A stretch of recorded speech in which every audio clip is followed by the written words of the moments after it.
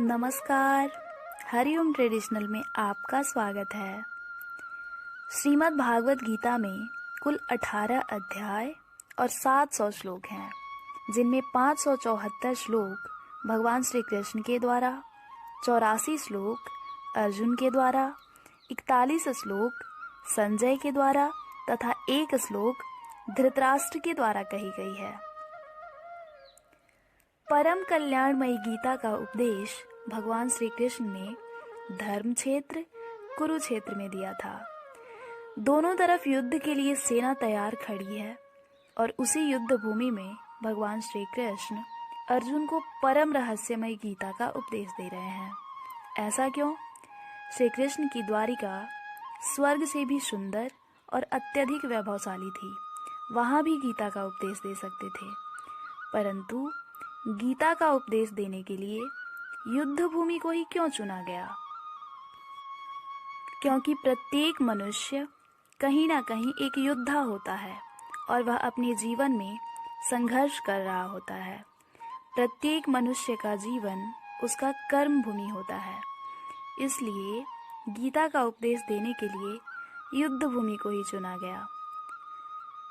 गीता का प्रथम अध्याय है अर्जुन विषाद योग।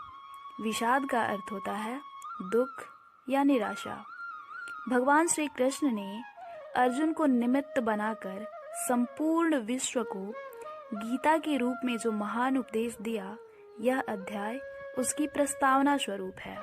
उसमें दोनों पक्षों के प्रमुख योद्धाओं के नाम गिनाने के बाद अर्जुन को कुटुंब नाश की आशंका से उत्पन्न हुए मोह जनित विषाद का वर्णन आता है। दूसरा अध्याय है सांख्य योग। इसमें भगवान श्री कृष्ण समत्व कर्म योग के द्वारा परमेश्वर को प्राप्त किए हुए स्थित प्रज्ञ पुरुष के लक्षण, आचरण और महत्व बताते हैं तथा कर्म योग का स्वरूप बताकर अर्जुन को कर्म करने को कहते हैं। श्लोक संख्या 47 और 48 में भगवान कर्म योग के विषय में बताते हुए कहते हैं, कर्मण्येवाधिकारस्ते मा फलेषु कदाचन मा कर्मफल हेतुर्भू मा ते संगोस्त्व कर्मणि। अर्थात फल की चिंता किए बिना मनुष्य को कर्म करना चाहिए, क्योंकि सिर्फ कर्म करना ही मनुष्य के अधिकार में है, कर्म का फल नहीं। तीसरा अध्याय है कर्मयोग।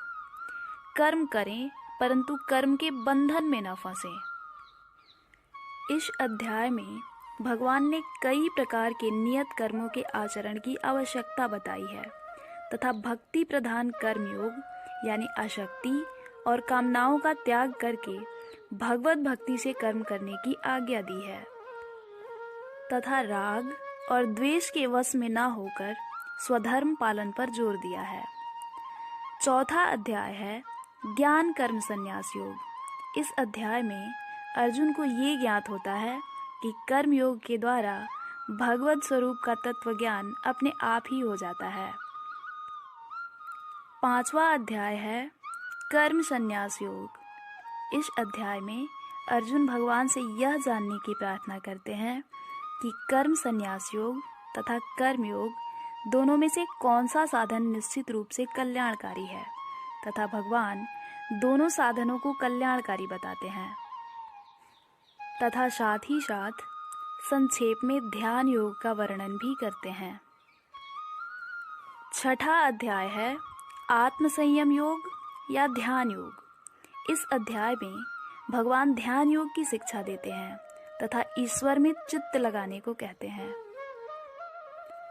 सातवां अध्याय है ज्ञान विज्ञान योग। इस अध्याय में भगवान सत्य स्वरूप तत्वों को बताते हैं तथा अध्यात्म और कर्म इत्यादि का वर्णन करते हैं।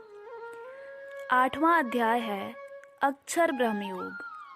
ये संसार जो नश्वर है, बदलने वाला है, परंतु जो कभी नहीं बदलता वो परमात्मा अक्षर है। उस ब्रह्म परमात्मा का ब्रह्म ज्ञान ही सार तत्व है। नौवां अध्याय है राज विद्या राजगोयम योग। राजा जनक, राजा अश्वपति ब्रह्मज्ञानी थे राजाओं के पास ब्रह्म ज्ञान होता था, इसलिए उन्हें राजर्षि भी कहा जाता था। इस अध्याय में राज विद्या तथा परमात्मा का वर्णन है। 10वां अध्याय है विभूति योग। इसमें विभूति तथा योग शक्ति का वर्णन किया गया है। 11वां अध्याय है विश्व रूप दर्शन योग। अर्जुन ने भगवान के विश्व रूप का दर्शन किया। तथा 12वां अध्याय है भक्ति योग।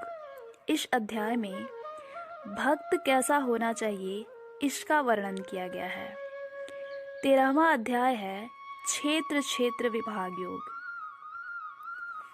जिस प्रकार किसान और खेत अलग अलग हैं, ठीक उसी प्रकार स्थूल शरीर, सूक्ष्म शरीर और कारण शरीर, इसमें कर्म होते हैं और कर्म को करने वाला कर्ता यानी जीव इससे अलग है। इस अध्याय में इसका वर्णन किया गया है।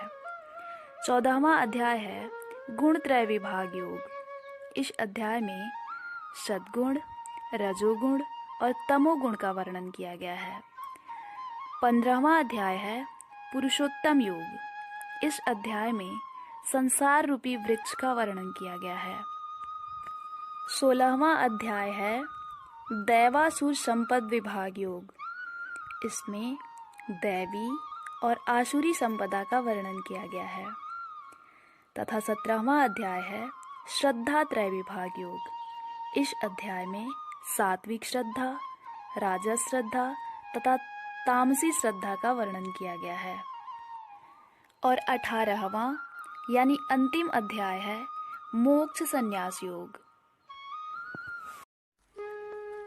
संजय कहते हैं यत्र योगेश्वरः कृष्णो यत्र पार्थो धनुर्धरः तत्र श्री विजयो।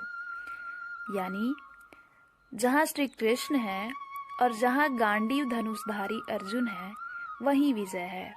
अर्थात जहाँ अर्जुन रूपी पुरुषार्थी जीव है और भगवान का आश्रय है वहीं विजय है, वहीं मोक्ष है।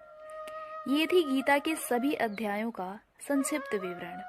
अगर ये जानकारी आपको अच्छी लगी हो तो वीडियो को लाइक कीजिए तथा हमारे चैनल को सब्सक्राइब कीजिए। धन्यवाद।